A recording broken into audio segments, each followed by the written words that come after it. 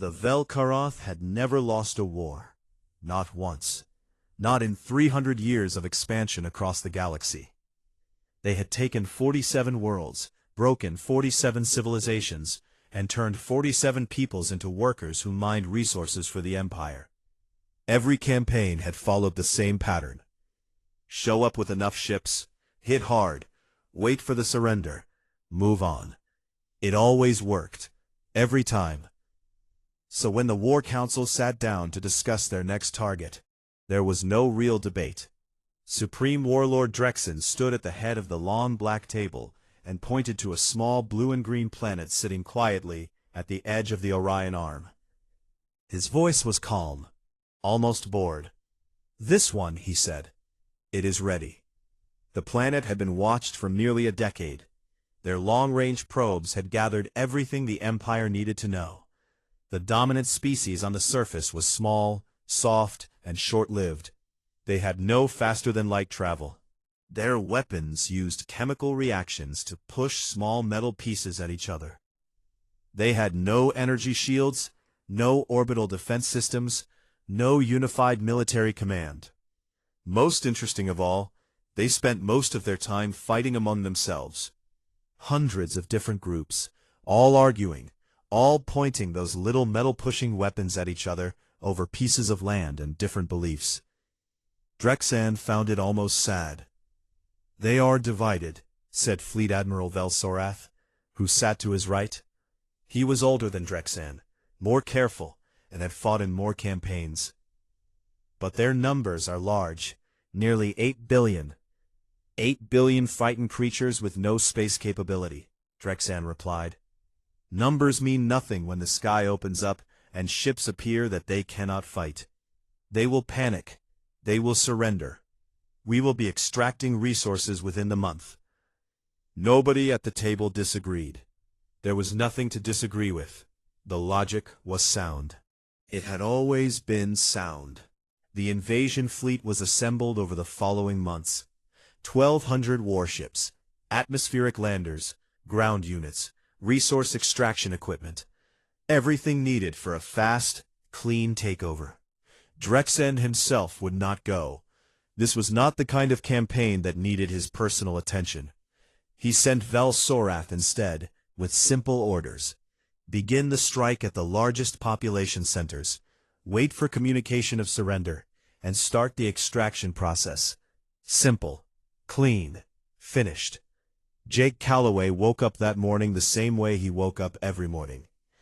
He put his feet on the cold floor of his Montana farmhouse, pulled on his jeans and an old flannel shirt, and walked to the kitchen to make coffee.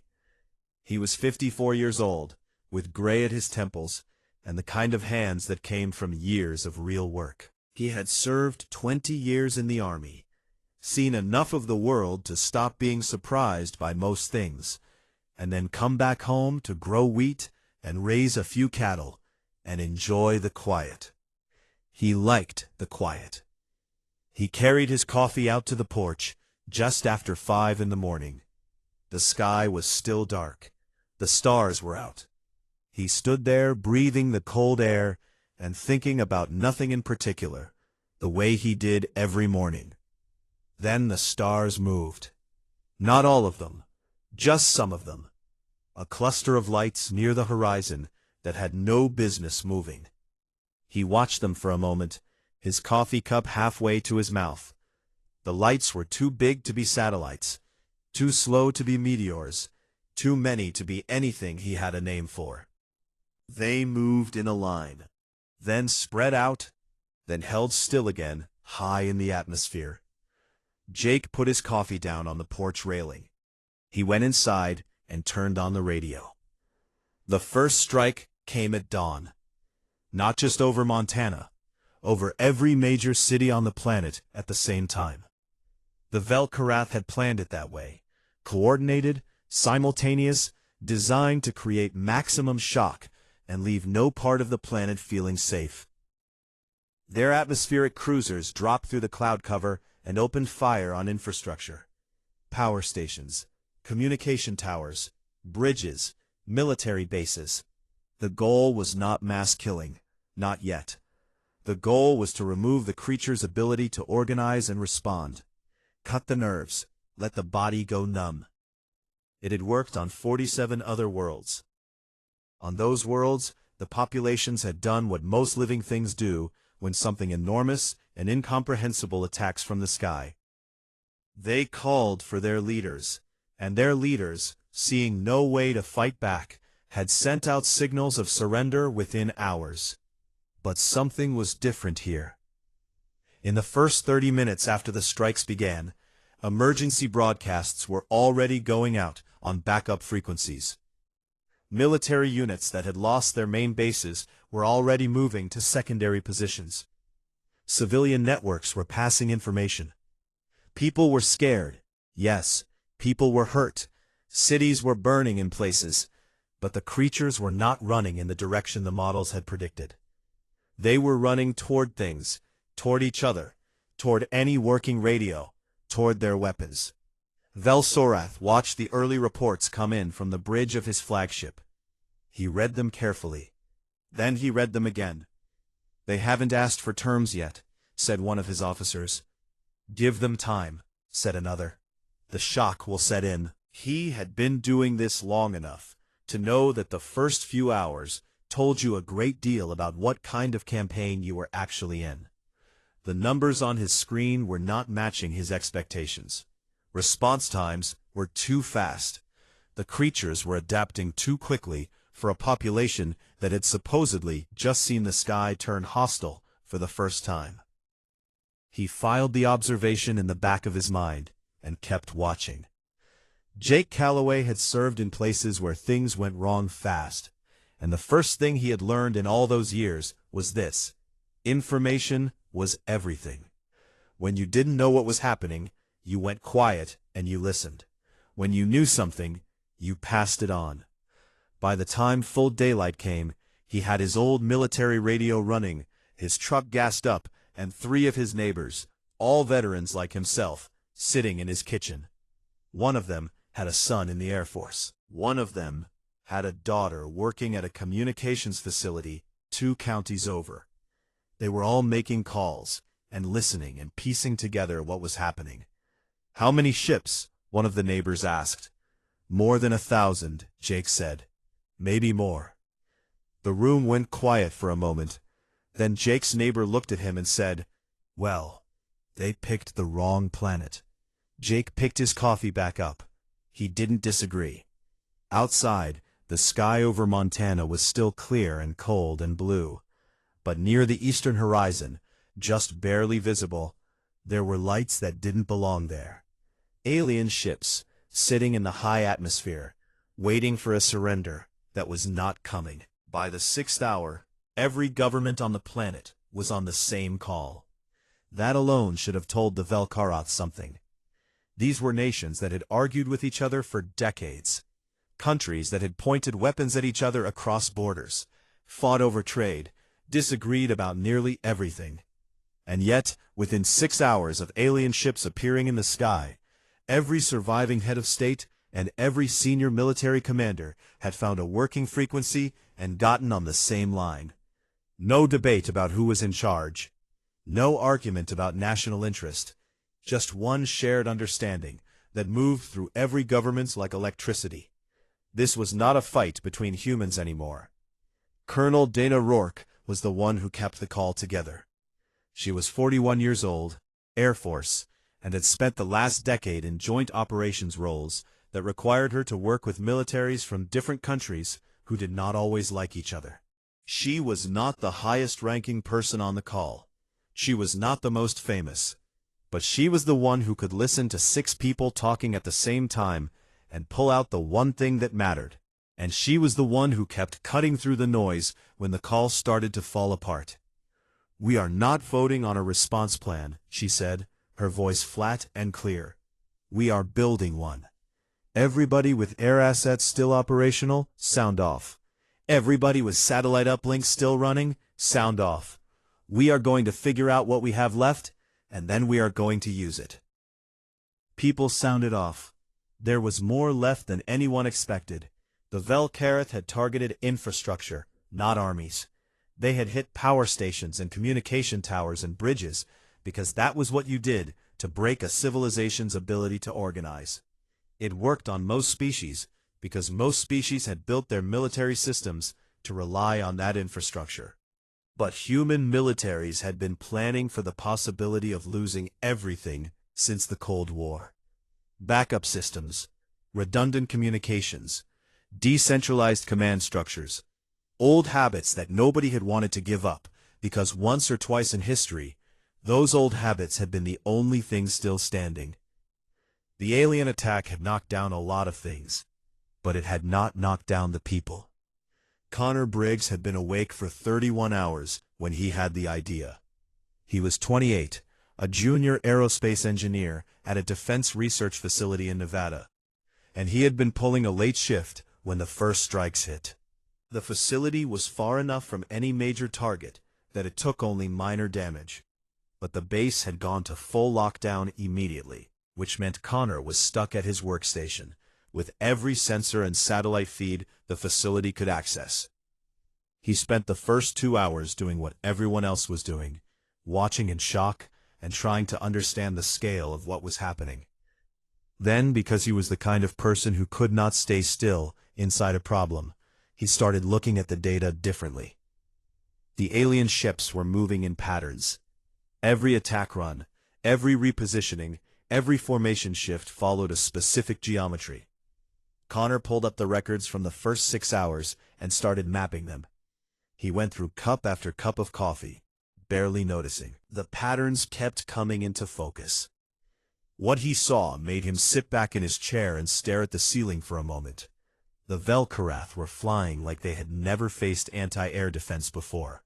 Their attack angles were optimized for speed and visual impact, flying in straight lines, big formations, high visibility approaches. That was fine if your enemy had no coordinated response. But if your enemy had been shooting at flying things for over a century, if your enemy had developed layered anti-aircraft systems across 2 world wars and decades of conflict afterward, those attack patterns were almost generous. They were flying in a way that practically told you where they were going to be. Connor wrote up what he had found in 20 minutes, flagged it urgent, and sent it up the chain. He expected it to sit in someone's inbox for hours. Instead, his phone rang 4 minutes later. "Who are you?" said the voice on the other end. "Junior engineer. I know what you just did. Stay at your station. Someone's going to patch you into a call." 30 seconds later, he was listening to Dana Rourke. The counteroffensive did not look like a counteroffensive at first. It looked like chaos. But it was organized chaos, which is a very different thing, and humans had centuries of practice with it. Surface-to-air units repositioned using Connor's predicted flight paths. Aircraft that had survived the first strikes were rerouted to intercept points rather than direct engagement. Naval vessels moved to positions that looked like retreat, but were actually angles. For the first 3 runs, the Vel'Karath barely noticed. Their ships were still landing hits, and their commanders were still waiting for the surrender signal. Then the losses started. Not catastrophic, not enough to change the shape of the battle, but enough to be surprising. Ships that should have had clean runs were taking fire from directions that shouldn't have had any weapons left. Ground units that had moved into a city expecting empty streets were finding armed and organized resistance. The Vel'Karath adapted because they were not unintelligent, but every time they adjusted, the human response adjusted too. Faster, it seemed, each time. Vel'Sorath read the updated casualty reports and called his senior staff together. "This is taking longer than expected," one officer said. "No," said Vel'Sorath. "This is going differently than modeled. That is not the same thing." He didn't say what he was thinking, which was that in 47 campaigns, he had never seen a target population organized this fast. The species down there was supposed to be divided, supposed to be stunned, supposed to be calling for terms. Instead, they were calling each other. They were sharing information. They were pointing their weapons at angles that suggested someone, somewhere, had already figured out something about the way the fleet was moving. He sent a message back to Drexen, a short one. It said only that the timeline would need to be revised. Drexen's reply came back in under an hour. It said, "Proceed as planned." Velsaroth folded the message and set it aside. Dana Rourke had not slept in 20 hours when the first real breakthrough came in. One of the alien atmospheric cruisers had been forced into a lower altitude by a coordinated series of missile hits. Nothing that broke through its shielding, but enough to push it off its attack line. When it dropped lower, 3 surface units that Connor's data had repositioned earlier got clean angles on it. They hit it from 3 sides at the same moment. The cruiser went down over the Atlantic Ocean, the first alien warship to fall. The video was grainy, shot from a military camera somewhere on the coast, but it spread across every working network on the planet within minutes. People in shelters watched it on phones. Soldiers shared it on radios. In one Montana farmhouse, Jake Calloway watched it on a small battery-powered screen and felt something shift in his chest. Not relief, not victory, just the solid, quiet knowledge that what could be hit could be beaten. Dana didn't celebrate. She was already on to the next problem, but she did let herself breathe for exactly 4 seconds. Then she got back on the call. By the end of the first week, the Velkarath had lost 19 ships. That number would not have seemed large to anyone who didn't know the context. 19 out of 1,200 was barely 2%. The Empire still had overwhelming force in orbit. Their weapons were still more powerful. Their shields still held against almost everything humanity could throw at them. On paper, the campaign was still going in one direction. But Velsorath was not looking at paper anymore. He was looking at the rate. The first alien ship had gone down on day 2. The second and third fell on day 3. By day 5 they were losing 2 or 3 ships per day, and the number was not staying flat. It was climbing. Slowly, but climbing. And every time his commanders adjusted tactics, the humans on the ground adjusted back, sometimes within hours. That was the part that kept Velsorath quiet and watchful, on the bridge of his flagship. In 47 campaigns, the pattern had always been the same. The target species took hits, they slowed down. Their responses became less organized as their infrastructure broke down, and their leaders ran out of options. By the end, they were reacting to the Empire, not responding to it. There was a difference between the two things, and Velsorath had seen it enough times to recognize which one he was watching. What was happening on the planet below did not feel like slowing down. It felt like a warm-up. Ryan Greer had a simple way of looking at most problems. He was a gunnery sergeant in the Marine Corps, 36 years old, built like someone who had never found a reason to stop doing push-ups. He had served 3 combat deployments across 2 different continents, and had a talent for 2 specific things: keeping his unit alive in situations that should have gotten them killed, and finding ways to break things that were not supposed to be breakable. When the alien ground units started pushing into populated areas in the southwest, Ryan's 12-person team was sent in to slow them down. The alien ground soldiers were bigger than humans, covered in layered armor that laughed at standard ammunition, and carried weapons that burned through concrete like it was paper. They were not easy to fight. But Ryan had not come to fight them straight. He had spent 3 days watching the alien ground units move, and he had noticed something. Their sensors were extraordinary at long range. They could detect body heat, movement, and electronic signals from far away. But up close, in tight urban terrain, those same sensors seemed to struggle. Too much heat, too much interference, too many signals. The alien soldiers moved more carefully in cities, like they were partially blind. Ryan filed that away. He also noticed that the alien atmospheric cruisers, the big ships that flew low and provided support to the ground units, had a specific thing they did when they took damage. They pulled up. They climbed to a safer altitude and circled before coming back down. There was a window, maybe 40 seconds, where the cruiser was climbing and its belly was at an angle. Ryan filed that away too. The plan he put together used both observations. His team went into a section of damaged city in Arizona, moving through basements and tunnels to stay off the alien sensors.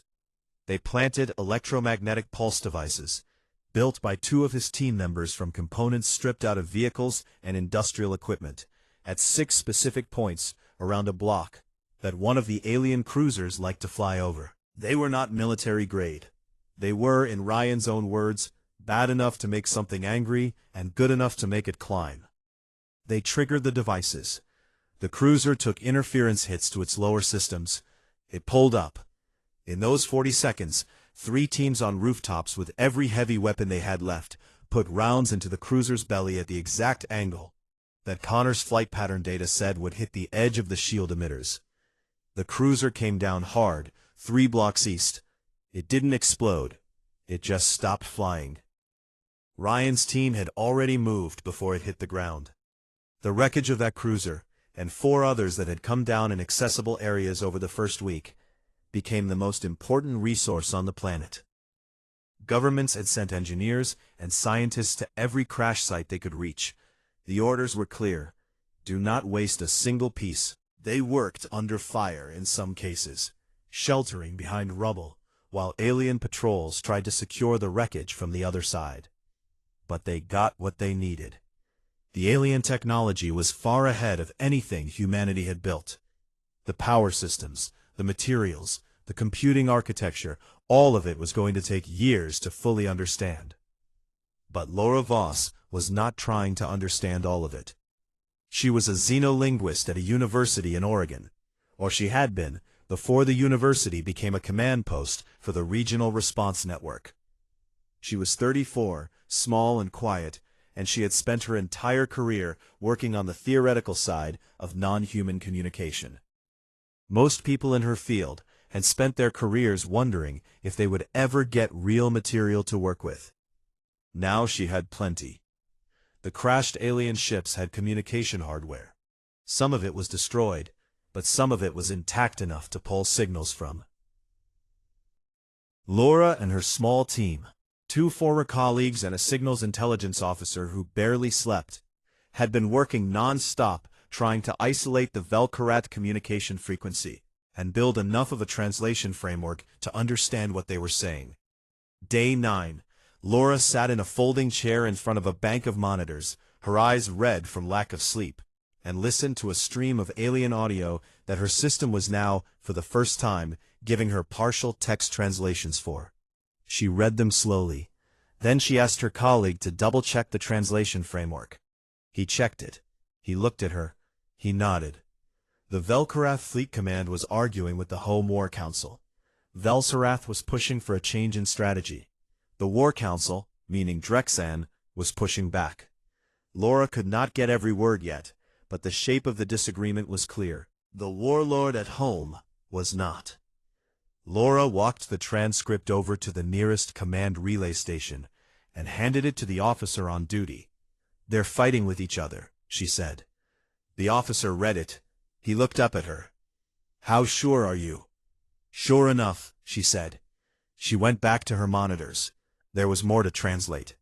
Velsarath stood at the viewing port of his flagship and watched the planet below. It was a beautiful world, he would admit that. Blue and white from this distance. Peaceful looking, in a way that had nothing to do with what was happening on its surface. He had been in the Empire's service for 40 years. He had followed orders his entire career, and he had believed in them, because the orders had always made sense. The Empire expanded. The Empire took what it needed, and the Empire fought who it had to. The Empire was strong.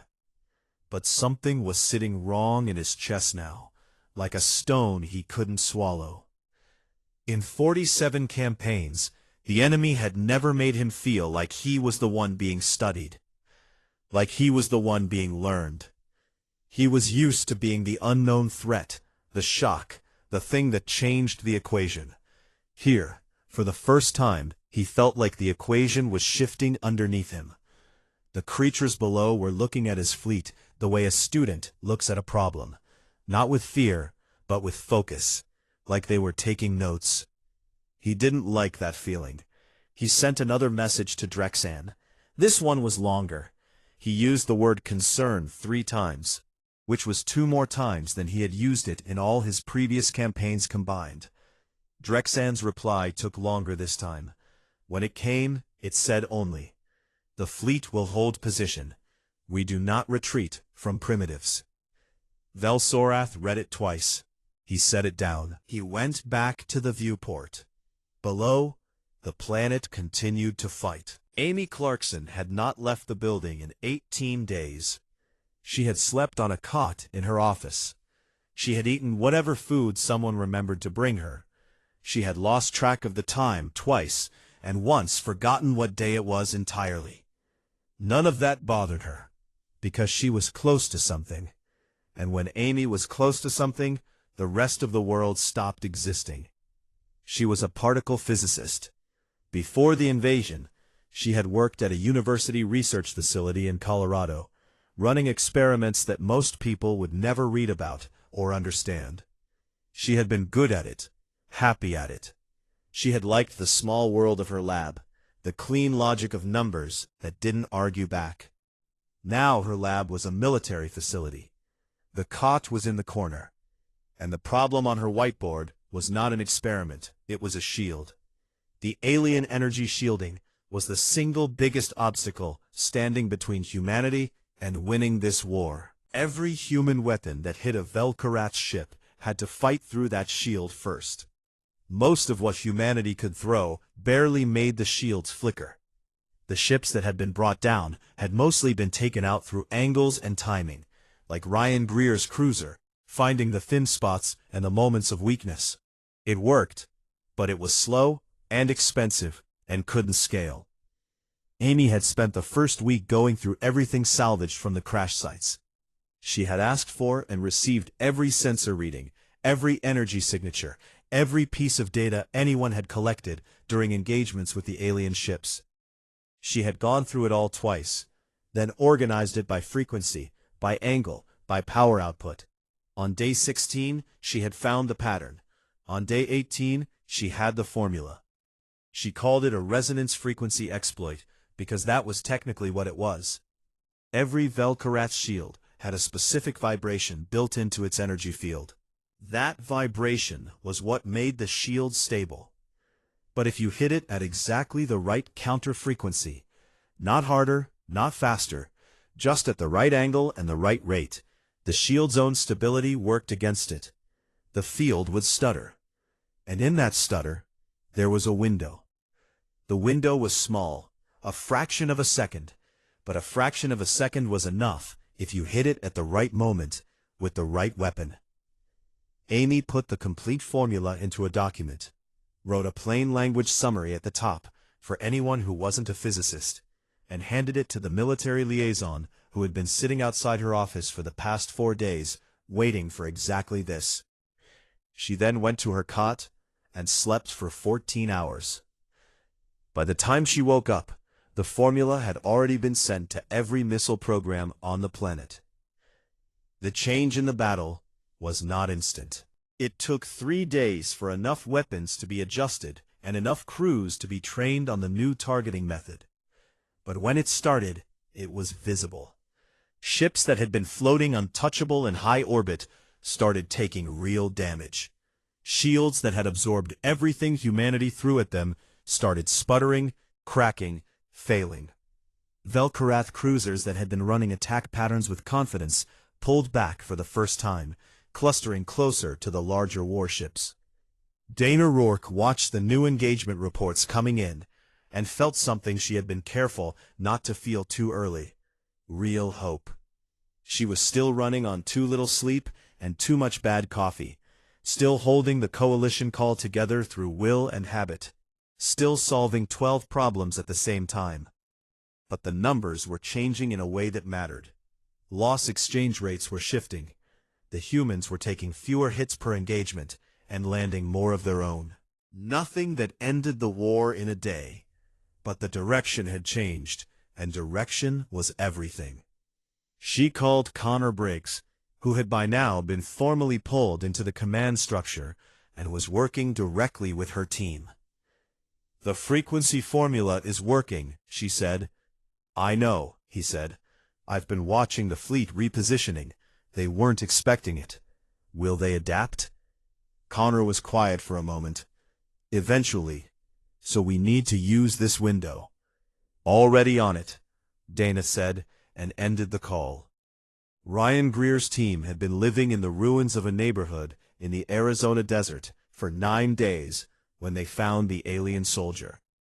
The Vel'Karath ground unit had been separated from its patrol during a night engagement. It had taken a hit to one of its legs, not a fatal wound, but enough to slow it down, and had apparently spent the night moving away from the fight and into a damaged residential area, possibly looking for cover, possibly just lost.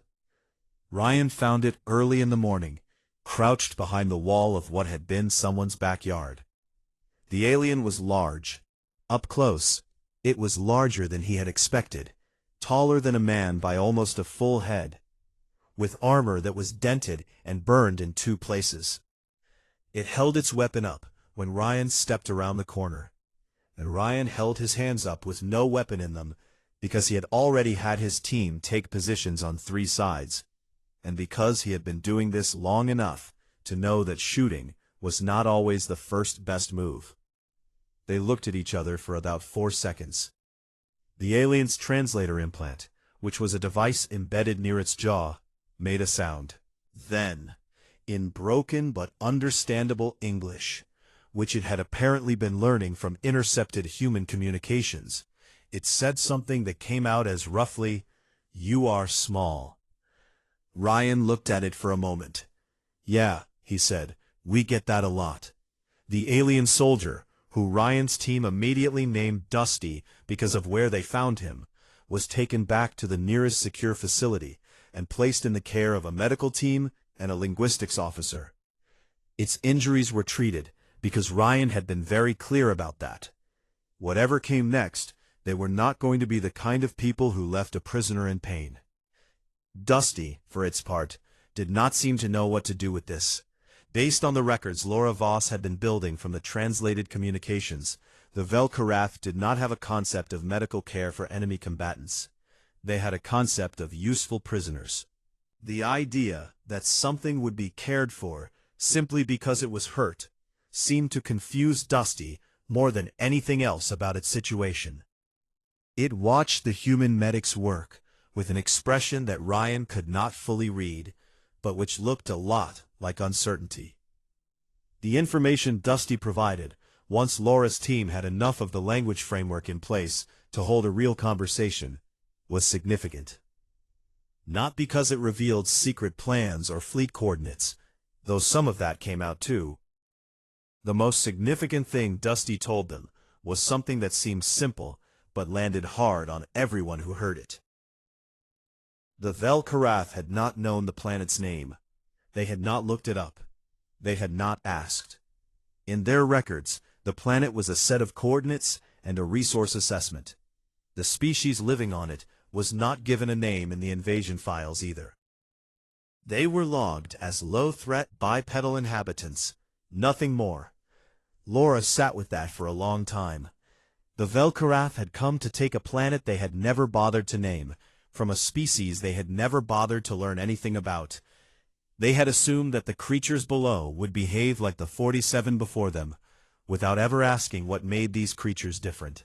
She wrote up the full debrief from the Dusty conversation, and added one line at the end, just for herself. It said, "They didn't do their homework." Meanwhile, Amy Clarkson's formula was doing its work in orbit.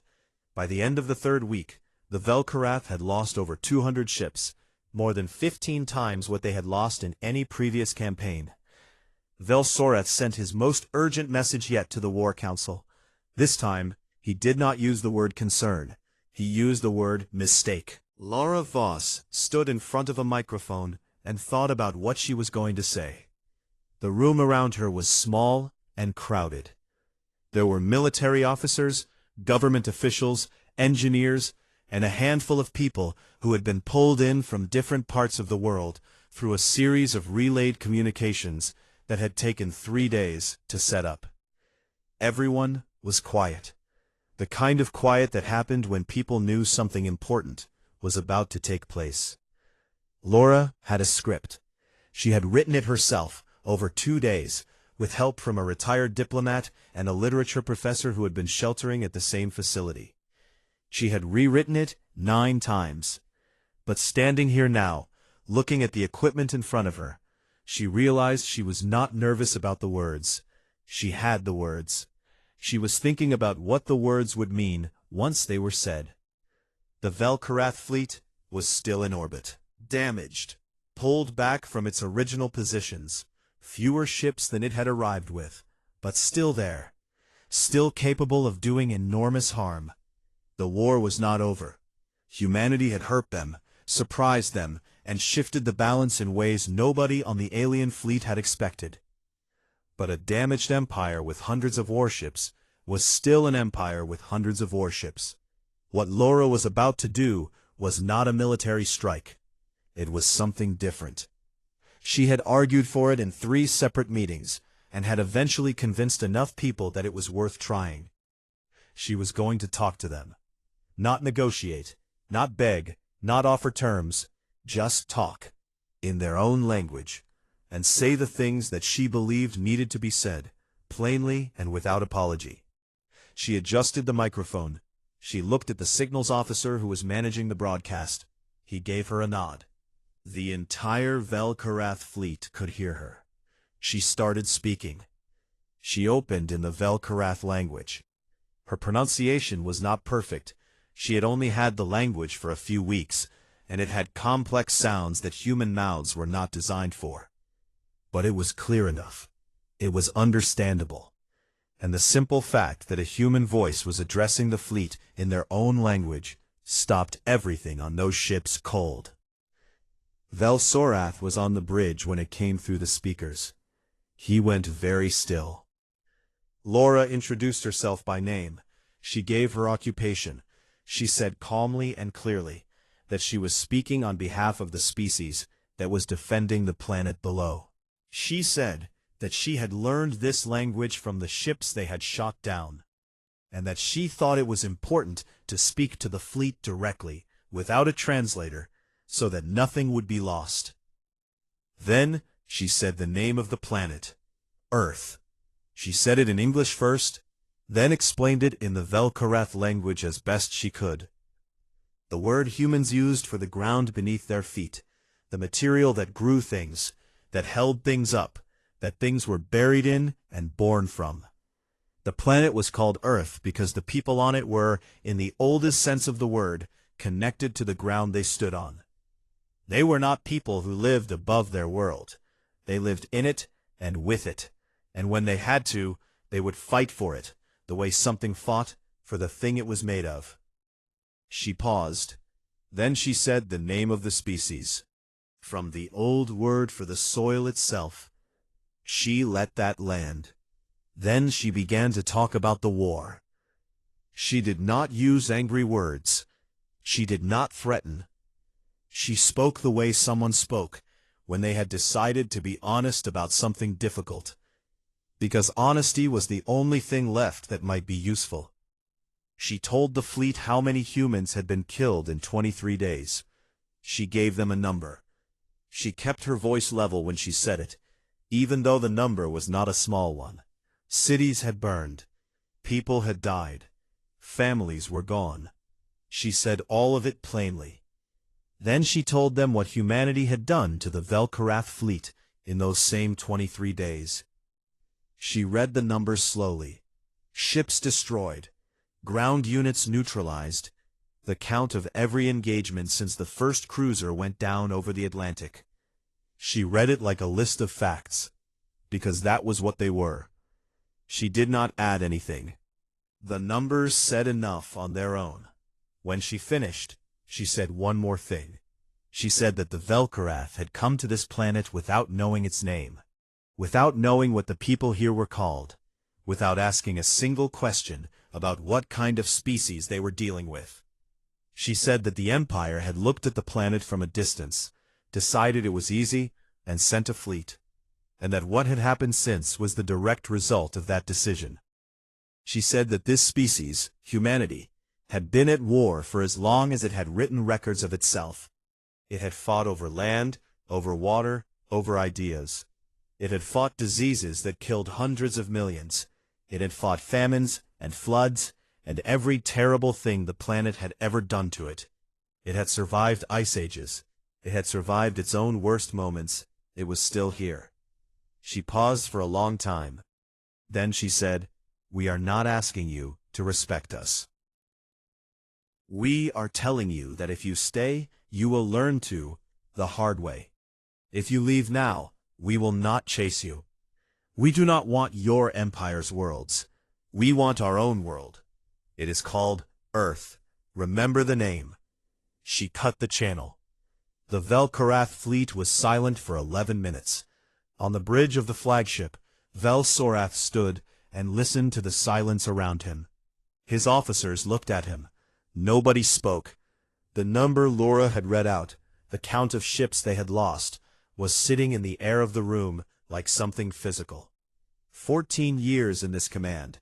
He had never heard a number like that in a campaign debrief, let alone in the middle of an active engagement. He thought about the 47 worlds. He thought about how each of them had ended: surrender, extraction, pacification. He thought about the way this campaign had felt from the first week, the quiet wrongness of it. He thought about the human medics who had treated Dusty's leg. He thought about the woman who had just spoken to his entire fleet in his own language after 3 weeks. He called a vote among his senior staff. He asked them, continue the campaign or withdraw and file for reassessment. The vote was unanimous. He opened a channel to the War Council.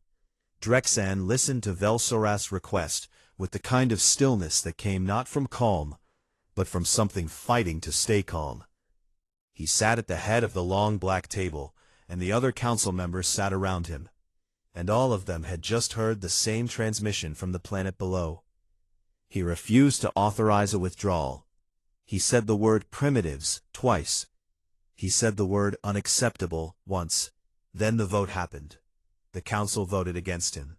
For the first time in his career, in the career of a man who had run this council for 20 years, the other members overruled him. They voted for a conditional withdrawal and a full reassessment of campaign parameters. They did it quietly and quickly, without drama, and the result stood. Drexan did not speak again during that meeting. He sat very still and looked at the table in front of him. Something had shifted in the room, and everyone in it knew what it was. The Empire had never retreated. Now it was retreating. Because of a planet with a name it had never bothered to learn. The withdrawal order went out to Vel'Sorath 30 minutes later. Jake Calloway was on his porch when the lights in the sky started to move. Not toward the ground, away from it. One by one, then in groups, the shapes he had been watching for 23 days began to rise and pull back, climbing beyond the atmosphere, disappearing into the dark above. He watched until the last one was gone, and the sky looked the way it was supposed to look, clear and wide, and full of nothing but stars that stayed where they were. He picked up his coffee. It had gone cold, but he drank it anyway. Inside, his radio was alive with voices, people talking, people crying, people trying to explain to each other what had just happened. He let it run. He stood on his porch in the cold Montana morning and looked at the sky for a long time. Down in Nevada, Connor Briggs was already on the phone. He had a list of names, scientists, engineers, military planners, and a single question for each of them. How do we build something that makes sure this never catches us off guard again? He didn't wait for the war to officially end before he started asking. He had a feeling that waiting was a luxury they had used up. In Colorado, Amy Clarkson woke up for the second time that week and looked at the ceiling of her office and thought about what came next. There was a lot of work to do. There always was. She was already thinking about the shield formula and what else could be done with it. She got up, poured herself a coffee, and went back to the whiteboard. Dana Rourke sat down for the first time in what felt like a week, and started writing her report. She was honest in it, the way she was honest in everything. She wrote about what had worked and what hadn't, about the people who had held things together in the dark, about a 28-year-old engineer in Nevada who had seen something in a flight pattern that changed the shape of the war. She wrote about Laura Voss, and what it meant that a xenolinguist had done something that 23 days of fighting had not been able to do on its own. She titled the report simply, "We're Still Here." On the Vel'Karath flagship, moving away from the blue-green planet in the outer Orion Arm, Vel'Sorath sat alone in his quarters and made a private record. Not for the Council, not for the campaign file, just for himself. He wrote, "They named their planet after soil. They have been in some kind of war for their entire recorded history. They treated an enemy soldier like he was a patient. In 23 days, with weapons that did not reach space, they forced a full Imperial fleet to withdraw. I do not fully understand what they are, but I know what they are not. They are not what we thought they were. They are not what we have seen before. Whatever they are something new. The Empire would do well to remember that. I think the Empire will not remember it. That will be the Empire's problem." He sealed the record. Outside his window, the stars moved past in silence. Behind him, growing smaller, and then smaller still, and then gone entirely, the small blue-green planet continued to turn. It was called Earth. Now the galaxy knew.